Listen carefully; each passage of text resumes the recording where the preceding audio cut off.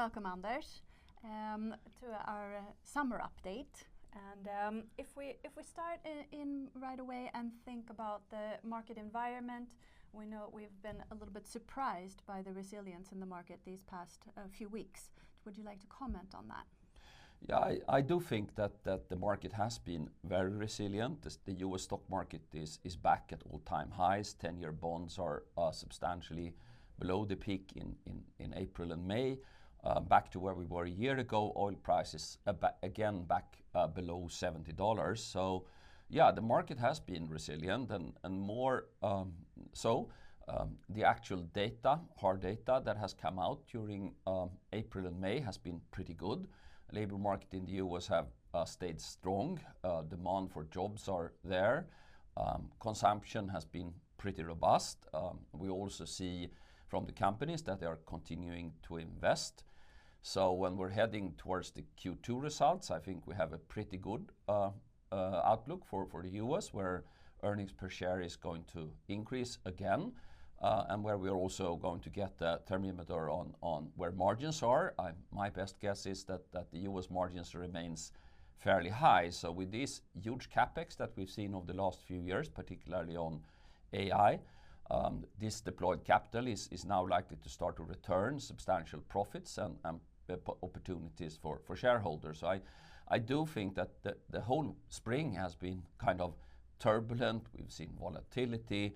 And at the end of the day, it seems like the world economy is very resilient. The US markets are very resilient.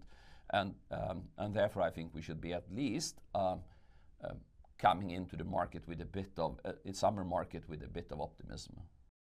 Interesting. If we're turning to the tariff discussion now, there have been some recent developments there where we know that we're talking about a 10% tariff for Europe, and we're also got a little bit of a reprieve looking at the 1st of August as opposed to the 7th of July.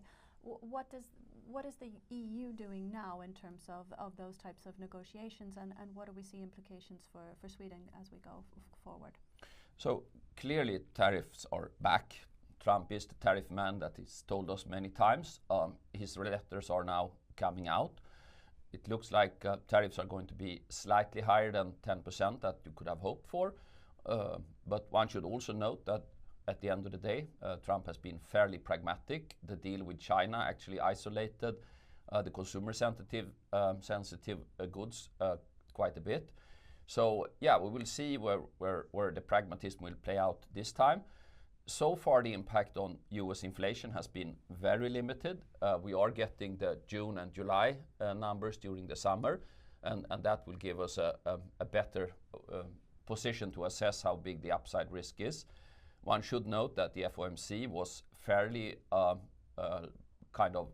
benign in their assessment, putting Q4 US inflation slightly above 3%.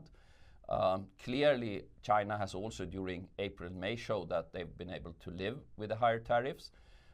At the end of the day, the most important thing is the deals with USMSA, with Mexico and Canada, and on the other hand, Europe. That's the biggest part of US import. If you read the newspaper, there seems to be at least a trajectory where tariff impact on Europe is going to be at least contained, and therefore I think the outlook still is for moderate growth in Europe and US, maybe between 0.5 to 1.5 in Europe and between 1.5 and 2% in the US. So also after tariffs, it's more likely that the US is growing faster than Europe. And the implications for Sweden going forward? Well, Sweden is a small open economy. We are not that exposed to the US markets. The Swedish companies have fairly large production in the US. A large part of our export is on the service side. So I don't think it's a major issue for the Swedish economy. It might be a bit higher inflation, but we have fairly good outlook with a slack in the labor market, contained wage increases, improving productivity. So I don't think it will hinder the Riksbank from implementing another rate cut in the autumn. If we stay on Sweden for just a moment there, we've seen some persistency with the inflation and also some weaker household demand. What do you see as prudent for Sweden just in this interim period here? Well, I do think that Sweden is heading to a recovery supported by fiscal policy, monetary policy, and strong competitiveness. The recovery and demand have been somewhat slower, and I think that's a good reason for the Riksbank to come back and cut rates again, which I think they will do. And after summer, we're also going to see the government presenting their budget. I would assume that we will see a fairly expansionary budget for 2026, given that the debt level is very low.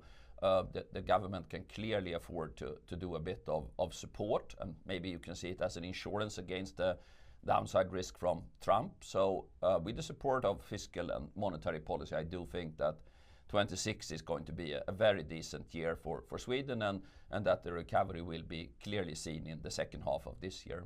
Mm. Turning back then a little bit to the US, you mentioned the trajectory there, and we see that continues to somewhat deteriorate in the US when it comes to deficits and also higher Treasury yields. How do you see that impacting the global economy? Well, US indebtedness is a big issue.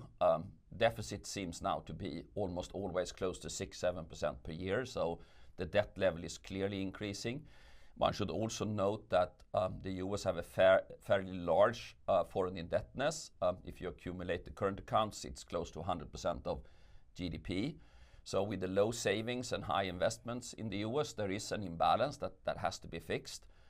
A weaker dollar would fix a bit of that, but fundamentally there has to be kind of a reset in the US economy where the fiscal trajectory becomes better.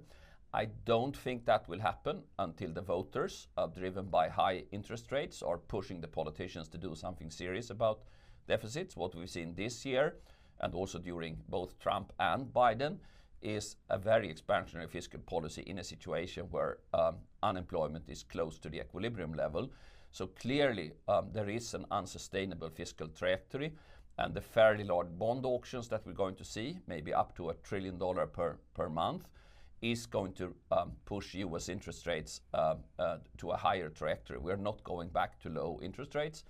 We're probably going to have a 10-year bond trading between 4 and 5% for the coming years. And I don't think this is, at this stage, a systemic risk for the US markets. The banking system are on fairly strong footing. So therefore, I think this means that we just have to live with a more normal real interest rate of roughly 2%, and then roughly like 2 to 2.5 inflation premium, and therefore the 10-year bond is going to be substantially higher than it has been, and the price for that will be paid by the US households. Mm.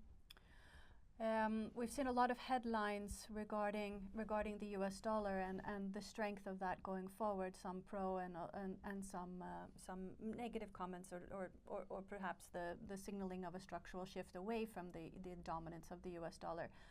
Very keen to have your thoughts on how do you see that?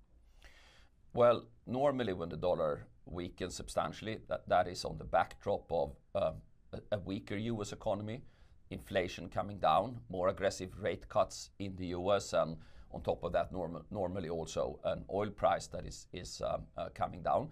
We don't have those prerequisites in place. The US monetary policy is going to be more cautious and slightly more conservative than the rest of the world. Europe, China, Japan, everybody else is going to have lower steering policy rates. On top of that, the US economy is actually in a pretty healthy position as it is. So in the short run, I think interest rates and the strength of the US economy will keep the dollar at a fairly strong position. In the medium term, maybe we need a weaker dollar to correct these large imbalances in the US economy. But I mean, if you get 4.30, almost 5% on a 30-year or a 4.5 on a 10-year bond, I think there will still be money coming into the US market. That leads us into China and also India, where we're seeing that China is doing well and India is creating a lot of investor attention. How is this? What is there a shift in the balance going forward for the global growth engine when you're looking at economies as large and as growth potential as both China and India? No, it's pretty clear that Asia has shown a lot of resilience. Even after Chinese export to the US dropped in April and May due to the tariffs, the export is growing almost 5%. Retail sales is strong.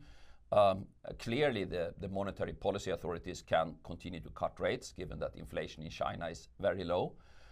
Fiscal policy have been prudent in India, and that has implied that growth was a bit slower in the beginning of this year. Now you see the underlying strength. So I do think Asia is growing 4 to 4.5% per year. And we see fairly low macroeconomic imbalances with a very low evaluation, PE numbers close to 10 in many of these markets with strong underlying net sales growth and decent profit margins.